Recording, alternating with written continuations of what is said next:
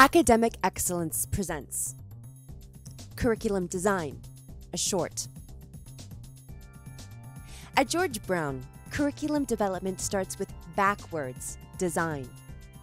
In backwards design, we don't start with the student in semester 1. We start with the graduate. Imagine our graduate at a job interview, and the interviewer asks, "Tell me about your program at George Brown. What do you know or are able to do?" These skills and knowledge are called program learning outcomes. Curriculum design is a collaborative process. Program learning outcomes are created by consulting with employers, academics, faculty, alumni, the ministry, members of the college, current students, and labor market research. Your program learning outcomes may have already been created, in which case we need to ensure all the components of the curriculum line up with these outcomes. We call this alignment. Program learning outcomes are then broken down into our course learning outcomes. These are created by asking, what do we want the learners to know and be able to do at the end of our course? We start with the skills and knowledge learners need in the final semester of their program and work backwards, semester by semester. The learner is at the center of our curriculum design, not content.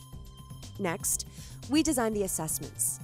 This is how students demonstrate what they know and are capable of doing. Once we decide on our assessments, it makes it much easier to choose our content. Our content should be directly aligned to our assessments and teaching and learning activities. Creating learning activities that mimic our assessments allow learners to practice and get feedback before being assessed. Finally, we want to select learning resources, such as readings and multimedia that support our learners in acquiring the necessary skills and knowledge to meet the course learning outcomes.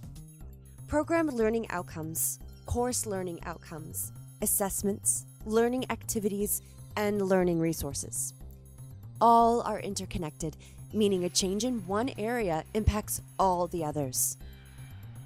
Curriculum design is a collaborative process that starts with the graduate and considers the learner's experience moving through the program.